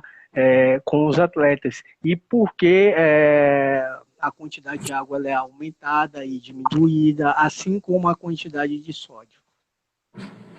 Gilmar, cara, como você bem falou, de uma maneira geral, a gente não tem como estabelecer um protocolo de finalização. Primeiro que eu não acredito na ideia de finalização, eu acredito na ideia de ajustes finais. Você vai fazer alguns ajustes finais que vão tentar melhorar o atleta. Quais são os objetivos da PinQuick, de maneira geral? Diminuir a retenção hídrica e aumentar o volume muscular nos segmentos musculares que você pode fazer isso. Então, olha como isso é complexo. Às vezes, você vai ter que depletar algumas musculaturas e aumentar o volume de certas musculaturas de maneira específica. Qual que é o problema? Você só tem um fígado, você só tem um rim. Ou seja, Você não consegue seccionar isso de maneira altamente específica. Então, imagina uma wellness que você tem que carbar a menina, só que ela tem uma alta responsividade de membros superiores. Então, se você carbar ela, ela vai aumentar toda. Então, você vai ter que fazer uma certa depressão nos membros superiores e fazer um aumento de volume dos membros inferiores. De uma maneira simples, Gilmar. Eu sempre gostei, cara, e a literatura aponta para isso, e eu nunca entendi como que o cara vai diminuindo a água, o cara começa com a água alta, e a gente tem alguns trabalhos bem interessantes em relação a isso, e no dia da competição o cara tá com a água lá embaixo. Sendo que se a gente for parar para pensar na fisiologia básica, à medida que eu causo restrição de água, os hormônios que causam regulação de pressão arterial, como por exemplo a aldosterona, que retém sódio, que retém água, que regula a existência periférica, eles vão aumentando. Ou seja, no dia da competição, o cara vai competir com o hormônio que regula a pressão arterial no talo, lá em cima. Então, o que a gente observa na prática? Eu acho muito mais interessante, e aí, claro, não vai ter receita de bolo, mas as melhores experiências foram nesse sentido. Manter a água alta, ou próximo de alto, e aí vem uma questão importante. O que é alto? Ou seja, quanto que seria alto? 15 litros para uma biquíni, cara, eu posso causar uma hiponatremia. É muita água para uma biquíni. E o pior que eu já vi isso em wellness, 12 Claro, isso é um litros. absurdo. Isso é um absurdo. Então, entra a questão da anamnese. Uma coisa, Gilmar. A galera que são, eu vejo assim, são os caras que competem, passam o mesmo protocolo para os atletas, né? Sem ter Ou seja, base nenhuma. o que seria fazer uma hiperidratação? Primeira coisa, uma hiperidratação para uma pessoa que bebe 1 litro de água é 5 litros. Uma hiperidratação para uma pessoa que bebe 3, talvez seja 9, dependendo do peso da pessoa.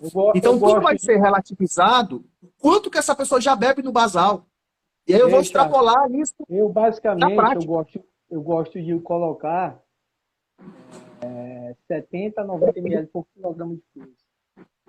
É o básico. Existem esses valores de até 100 ml por quilograma de peso. Só que aí a gente despreza o basal da pessoa. Porque, por exemplo, 70 ml por quilograma de peso para uma pessoa que bebe 1 litro, eu posso causar uma hiponatremia. E aí entra a questão do bom senso. Mas isso aí já vem, mas é o que eu te falei, isso aí já vem de um trabalho anterior, onde a pessoa vem bebendo 3, 4, 5 litros. Se você já sabe a quantidade de água que o cara está bebendo, é diferente, porque você consegue estabelecer o quanto isso vai ser alto. Agora, colocar isso como um padrão para todo mundo não faz sentido.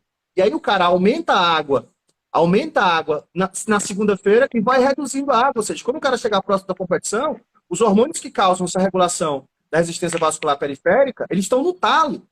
Então seria muito mais interessante ou muito mais inteligente do ponto de vista da fisiologia fazer o contrário.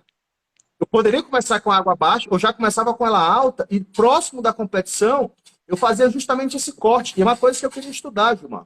Quando a gente faz esse corte na água, né, que não seria um corte, existe um certo delay do tempo que o organismo percebe que eu causei essa restrição para ele causar mecanismos contrarregulatórios e causar retenção hídrica. A pergunta que fica é, quanto tempo é esse delay? A gente estipula que sejam de 6 a 8 horas, só que isso vai depender do peso e do que o atleta fez. O que a gente percebeu, Gilmar, nos dados? Quanto mais diurético o cara usa, pior é a variabilidade do atleta. E é um dado que eu acho interessante, que eu acredito que vai ser o futuro do bodybuilder, que na verdade já é. O estudo da variabilidade da frequência cardíaca, ele é um preditor de saúde do atleta. Então, quanto mais droga, quanto mais polifarmácia o cara usa, mais baixa a variabilidade. Ou seja, o que significa, em outras palavras? A variabilidade é os intervalos RR, dos batimentos cardíacos do coração do atleta. Então, quanto mais lento for isso, significa que, provavelmente, o sistema autônomo ele está com muita dificuldade de causar esses ajustes. Porque o atleta já vem usando diurético há muito tempo, porque além de diurético ele usa peptídeo, além de peptídeo ele usa hormônios derivados do colesterol. Então, isso ainda é uma pergunta. E anfetaminas, né? A gente tem essa janela de 6 a 8 horas. Então, o atleta teria que subir no palco com esses mecanismos contrarregulatórios desligados. Não ter pico de aldosterona, não ter elevação de hormônio, não ter redução de hormônios do hormônio antidiurético, ou seja, o hormônio que iria justamente ajudar nesse processo de aumento de diurese, porque se ele começar a ter inibição, o atleta começa a armazenar água. E aí a gente começa a observar, pô, o cara começa a fazer o carb up, às vezes muito na bucha, muito próximo de subir. Se o atleta precisa se encher muito, Gilmar, a gente sabe que o glicogênio hepático, ele consegue se restabelecer de 6 a 7% por hora. Quando eu pego essa informação e jogo pro músculo, Gilmar, isso vai para 72 horas. Quando você pega um cara, um atleta do Olímpia, às vezes ele começa a carbar na terça-feira para competir no domingo. E é o que a gente faz hoje, estratégia de carboidrato frontal. Eu reduzo um pouquinho a gordura do atleta, coloco a proteína ali no talo e vou carbando o atleta lentamente. Só que para ele fazer isso, ele precisa estar com um time de peso muito bom. Porque senão no dia ele não bate peso. Então quando a gente começa a analisar finalização de água, de eletrólitos, de carboidrato, de tudo que envolve a categoria, a gente começa a perceber que termina sendo mais o que eu não posso fazer. Por exemplo, usar diurético do ponto de vista de furosemida. Eu nunca vi um atleta que subiu no palco e finalizou São diuréticos de alça, né? São os mais potentes. Aí o cara começa a utilizar o aldactone na sexta-feira para subir no sábado. E o aldactone, o efeito dele é crônico. 7 dias que começa a ter efeito. Ou seja, o cara começar a usar o aldactone, ele tem que começar a usar uma semana antes. E às vezes a gente percebe, o cara no mínimo, Thiago, 10 a 15 dias antes para fazer um bom efeito. Ou seja, o cara usa hidrocloro, usa furosemida, usa aldactone, no final das contas, deu certo. Aí eu pergunto, por que deu certo? Como que deu certo? Você não sabe.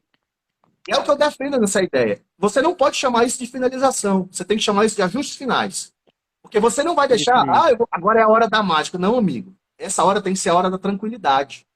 Você vai fazer o carboidrato tranquilo. Você para pensar, Gilmar. O processo de glicogênese, ele só acontece, eu só consigo adicionar polímeros de glicose à glicogenina se existir uma coisa chamada água. O processo acontece por hidrólise. Ou seja, resumindo, não existe carboidrato sem água. Água e sódio, né? Porque se não tem sódio, como é que o alimento vai entrar para dentro da célula? Entendeu? E um erro muito comum é cortar o sódio e usar diurético. Aí acontece o que você tinha acabado de falar, né? É o que a gente chama, Gilmar, na literatura, de flush intestinal. Se eu reduzo o sódio lá no sistema gastrointestinal, eu tenho um transportador que é o GLUT5. E esse GLUT5, ele entra glicose e frutose, e lá embaixo eu tenho um SLGT1. Ele funciona à base de glicose e sódio. Ou seja, se eu não tenho ligação de sódio naquele transportador, o que começa a acontecer? O que acontece com o mecanismo da metformina. Ela reduz a absorção de glicose pelo trato intestinal. A glicose é um osmólito. Todo osmólito retém água. O que acontece com a barriga do cara? Ela aumenta. Aí retém água intra e extracelular. Aí o cara fica retido. Aí termina com toda a preparação. Ou seja, o cara tira sódio. E aí que entra o problema, Gilmar. O cara tira sódio e ao mesmo tempo mete um slow carb. O que a gente começa a observar? Potássio vai para o talo, sódio vai para baixo e ele começa a ter sintomas totalmente claros de desidratação. Fora que quando a gente tem, Gilmar, a inclusão de estimulantes do sistema nervoso central, como por exemplo o clenbuterol, esse cara ele inibe a enzima chamada anidrase carbônica. Se eu tenho inibição de anidrase carbônica, eu vou ter aumento de CO2. CO2 aumenta a acidose. Uma acidose crônica pode levar a cãibra. Então, boa parte daquelas cãibras que a gente vê no atleta no palco é o uso de estimulante e uma desidratação severa. E, Thiago, isso aí muitas vezes pode ocasionar morte, né? Que eu já tive a oportunidade, não, né, cara? O desprazer, assim, de ajudar 2 atletas que fez o que você acabou de falar, tá? Teve uma descarga adrenérgica de noradrenalina por conta do excesso de slow carb associado com anfetamina e clenbuterol, e o cara tava com um ataque cardíaco acima de 170 no basal. Desidratado, e no basal, e desidratado, e eu aferi a pressão e a frequência cardíaca do cara. E uma vez foi um cara no brasileiro e outra vez foi a menina também no brasileiro. Então, assim, quando a gente estuda e sabe os recursos, tá? A gente pode salvar a vida de uma pessoa, principalmente dessas pessoas que são desinformadas por coaches que não têm atualização nenhuma, que faz as coisas à base do empirismo. E eu te parabenizo aí, irmão, pela aula aí. Foi uma honra estar falando com você. Imagina, cara, é um prazer. Na verdade, Gilmar, discutir sobre bodybuilder, a gente percebe que é muita informação, cara. A gente precisa ter múltiplos conhecimentos. E a gente está discutindo só do que é feito agudamente. O que é feito cronicamente? A inclusão de testo, a inibição de extrato. Se a gente fosse entrar Se a gente A fosse gente entrar nessa passaria discussão, uma semana falando aqui, velho. ou Certeza. seja, se tu parar pra pensar, Gilmar, a gente, na última semana, a discussão não é o que o atleta vai fazer, é o que ele não pode fazer. A Bom, discussão é essa. O fechou. que você Fechou. não pode fazer? É o que É não isso. pode errar.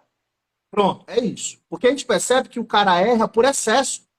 E aí, no final das contas, dá certo. E aí cai naquela pergunta: por que que deu certo? Como que deu certo? E se deu certo, você consegue repetir o resultado? Só Foi Deus. loteria. Foi Deus. Tiago, Foi vamos Deus abrir porque, agora. foi Deus porque acertou e foi Deus porque não morreu. Verdade. Vamos abrir aqui para algumas perguntas aí. Quem tiver alguma pergunta aí, pessoal, pode estar mandando aí que a gente está aqui para sanar as dúvidas de vocês, tá? A gente já vai terminar, que extrapolou o tempo aqui. Desde já eu quero agradecer o Thiago aí por ter aceito o convite, tá? Sou muito fã do seu trabalho, que Deus te abençoe abundantemente, que você Imagina, continue essa amigo. empreitada aí, Quero, essa, quero que lhe Que Deus te abençoe abundantemente e que você continue essa empreitada aí com muito mais sucesso. Torço muito pelo seu sucesso, pelo seu trabalho, tá? E que Deus te guie, te conceda saúde e sabedoria sempre. Foi Amém. um prazer. Quero lhe arbitrar. Você e seu pai de novo aí, ter o prazer de arbitrar os dois aí Não, no no palco. próximo ano eu vou estar de volta aí, no próximo ano. Mesmo com 4 hérnias de disco aqui. Eu tô aqui, pô, eu tô falando contigo Eu já aqui, sobe minhas na costas. Master? Eu Hã? já sobe na Master? Não. Ah, tá. Eu fui no ortopedista, ele quer me operar, mas eu não quero, velho, agora, entendeu? Então, Só vou entrar na porque rotina de tu exercício. sabe, Thiago, fazer uma desidratação com hernia de disco, velho, só quem tem sabe, entendeu? Então, mas eu tenho pretensão de no próximo ano aí dar a volta por cima e competir. Tem uma pergunta para você aí, Thiago. Thiago, você como árbitro, vê que entra muitos atletas pedindo. Perdido. Fala, Rafael. Vejo sim, cara. Perdido. É. Vejo Valeu, sim. Jonathan. Às vezes a gente fica com vontade de ajudar, só que a gente não pode interferir, né, na decisão do atleta. E aí, se o atleta nos procura, se o atleta me procura, a gente faz maior questão de ajudar. Eu vejo o atleta perdido nas poses. Eu vejo o atleta perdido, eu peço um quarto de volta à sua direita, aí o cara gira para a esquerda. Ou seja, está claro que ele está tão nervoso que ele não ensaiou nem os quartos de volta. Ei, E Thiago, aí, eu lembro do meu pai, pô, que ele foi treinar no dia lá, né? E tu pediu pra ele fazer as poses. Aí o sorriso dele não largava, cara. Aquilo foi tão gratificante mesmo. Só eu ver que ele tava feliz ali, mano, que tu não tem ideia, cara. Foi uma honra ali mesmo. E obrigado por ter guiado ele também naquele dia. não, cara, como eu te falei, nossa função é ajudar. É como a gente ajudou ele naquele dia e acredito que para ele foi uma realização, assim como para nós. Mas eu vou vir numa versão bem top, viu, mano? Eu não vou me preparar só 6 meses, não. Isso aí Se tem que cuida começar de aí, que agora. tu vai ter trabalho. Quando tem Tiagão, trabalho é velho, bom. foi uma honra, viu? Foi uma honra, Cara, tá? Que obrigado Deus te pelo abençoe convite. mais uma vez, que Deus te abençoe você, sua família, o seu trabalho e que você continue.